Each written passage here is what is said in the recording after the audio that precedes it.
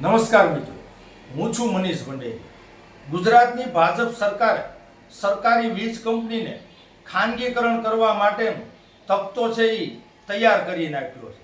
જેના ભાગરૂપે call centre અને ફોલ સેન્ટર માટેના ટેન્ડરો છે એ બહાર પડી ગયા છે. જેનો કોન્ટ્રાક્ટ ખાનગી એજન્સીઓને સોંપવામાં આવશે.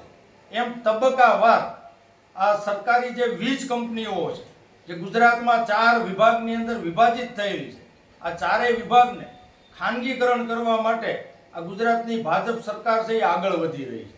જો ખાનગીકરણ થશે તો આ વીજ કંપનીની અંદર જે સરકારી કર્મચારીઓ નોકરીઓ કરે છે એ નોકરી વગરના થઈ જશે. અને એજન્સીઓ, ખાનગી એજન્સીઓ જ્યારે આ વીજ કંપનીનો કાર્યભાર સંભાળશે ત્યારે જે ગ્રાહકો છે આ વીજ કંપનીના, એના એજન્સીઓ સાથે અવારનવાર માથાકૂટ થશે અને સમયસર કામ પણ નહીં થાય અને વીજના યુનિટના જે દર છે એમાં પણ ભાવ વધશે. માટે ગુજરાતની જનતા જાગૃત થાય અને આ ગુજરાતની ભાજપ સરકારનો વિરોધ કરે. અસ્તુ. જય હિન્દ, જય જય ગરવી.